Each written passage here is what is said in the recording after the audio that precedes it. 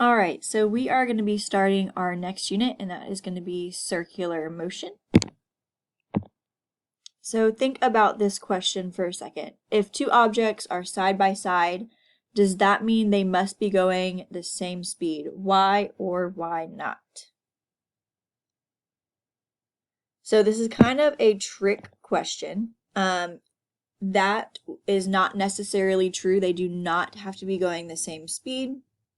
Think about a track. If you're running on the inside of a track and someone else is running on the outside of the track and you want to stay next to each other, the person on the outside of the track is going to have to be running faster because they're going to have more ground to cover. So when we talk about circular motion, we're going to talk about how the radius, how the circumference, how speed, how acceleration, and all of that is looked at into circular motion. So the way we define circular motion is the motion of an object in a circle with a constant or uniform speed. An object with this motion will cover the same distance in each second of time. So another example would be like a Ferris wheel. Usually that ride will be going at the same speed the entire time unless it makes a stop, but it's going around in a circle at the same time. So another example is if a car was traveling in a circle and let's say it was going 5 meters per second, then we would consider that car going 5 meters along that perimeter every second it was traveling. Hopefully this is not new information when I say that the distance of one complete circle is known as the circumference. I'm sure you've learned that before in math. And objects moving around a circle or the radius in the same amount of time, we're going to look at how that changes. So for example, we have this radar picture. We have this circle on the inside, and then we can look at this circle on the outside. So this line that this radar is traveling is going to technically be going different speeds depending on the circle you look at. So the circle here is much smaller than the circle on the outside. So the circle on the inside, that will be a very slow speed when this tracker is moving. On the outside, that's going to have to go at a faster speed because it has more ground to cover in order to keep up with this smaller circle. So the larger the radius, so this outside circle has a larger radius, then the greater the speed. And that means that they're directly proportional. So if you increase one, the other one will increase as well. We're going to be adding our formulas now into circular motion. The first formula that we're going to be looking at is the average speed. So we've talked about speed before, that's distance over time, and that's not really going to change when we look at circular motion. Average speed is going to be the circumference, which is the distance you travel, divided by time. And if we do not have our circumference, we can use our formula 2 pi r, which is radius. Again, pi, hopefully you know this one, is 3.14, so it'll be 2 times 3.14 times the radius of that circle. So again, it's circumference divided by time. If you don't have circumference, you're going to be using the 2 pi r. And that again is average speed.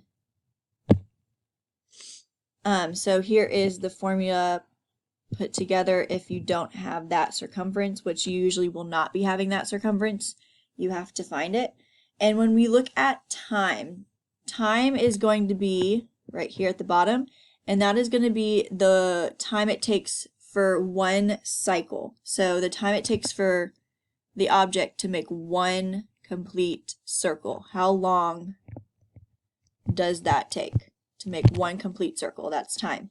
If they do not give you the amount of time it takes to complete one circle, you are going to be using this formula here. Time, which is in seconds, divided by the number of rotations. So let's say you did 60 rotations in 60 seconds. So that would be 60 seconds on top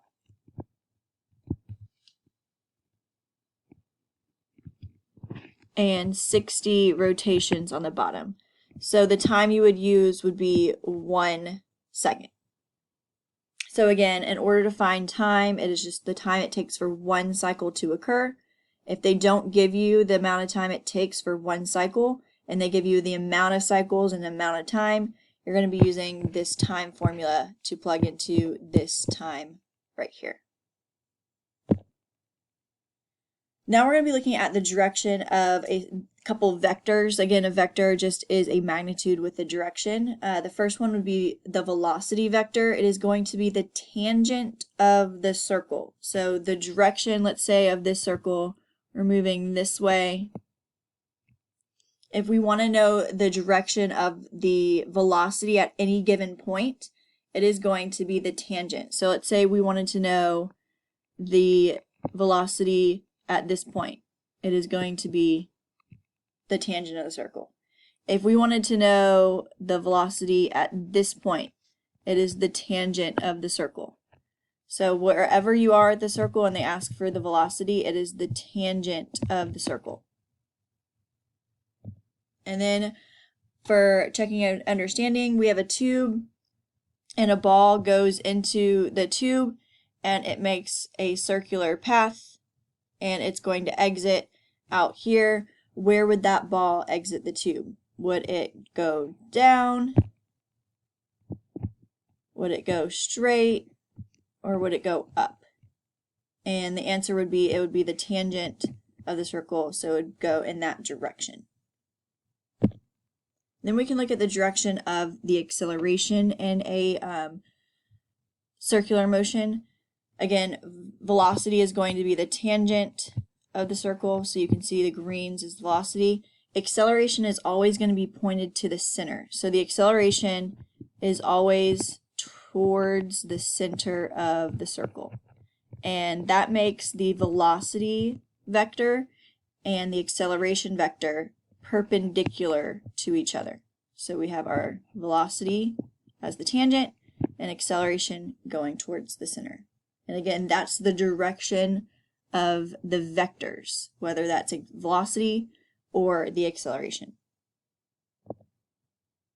Then we can look at the acceleration formulas that we can use for circular motion. Again, this is uniform circular motion. Just because it's going the same velocity doesn't mean that it's necessarily not accelerating. We know that it's going to be accelerating due to changing direction. And so we have two formulas here. We have acceleration equals velocity squared over the radius. And when you're solving for that, make sure you only square your velocity. So don't wait to square your answer. So it'll be velocity squared divided by r. If you do not have those variables, you're going to be using this formula here. It is 4 pi squared times r divided by time squared. And again, same thing, do not square anything, or square everything at the beginning. So square pi and square time, that is the first steps you do. Do not wait to square later in the equation because it will mess your answer up. And again, that time is going to be the time it takes for one circle to occur. And again, pi is 3.14. We have a radius and then our number 4. So those are the two formulas for acceleration. Then we can look at the centrifugal force. Essentially, this centrifugal force is required, so that's why it's called the centrifugal force requirement. In order for an object to go in a circle, it must have this force pulling it into the circle. Otherwise, it would not be going in that circle.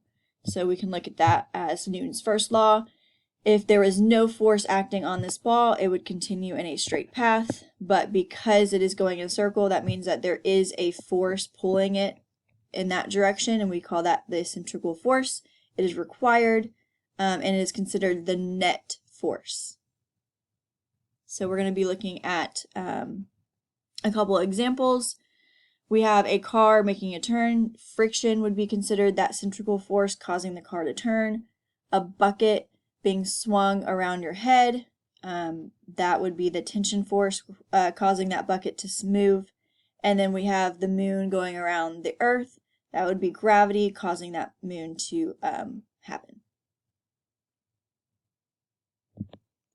So when we look at centripetal force, we're going to be finding the net force, and there's multiple different formulas we can use. We have our net force equals the mass times acceleration.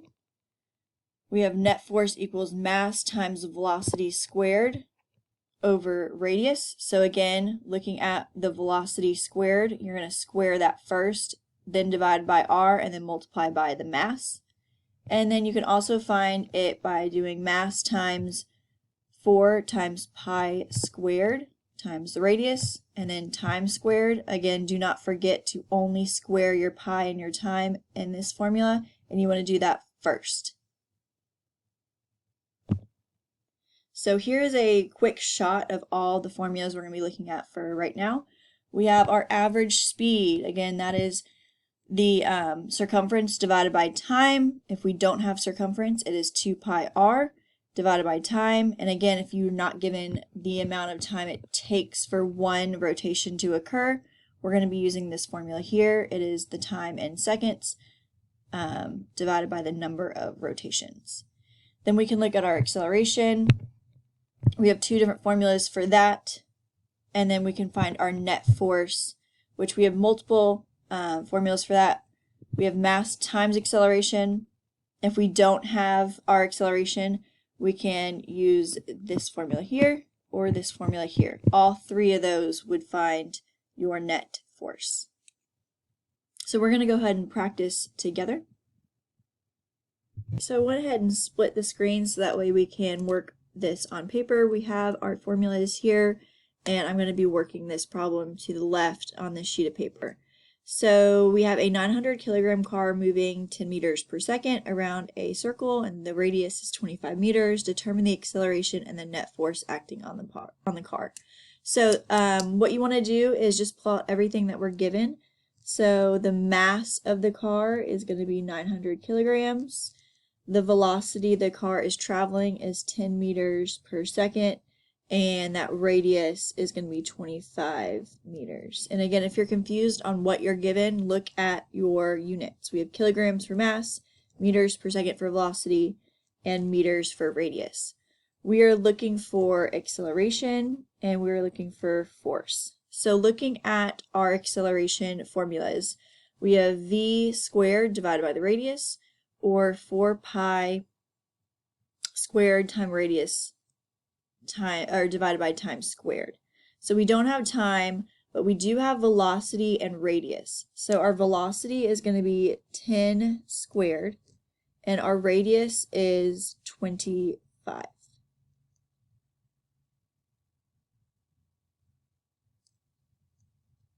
So we're going to square our 10 to get 100 and divide it by 25. And that's going to give you 4 meters per second per second. And then we need our force. So these are force formulas.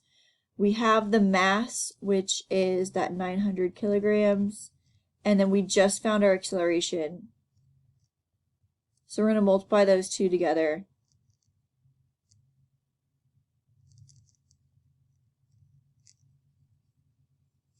And that's going to be newtons. So I'm going to put a practice worksheet for you to do. I'm going to also upload a video of me completing that practice worksheet if you get stuck, or when you complete it, check your work.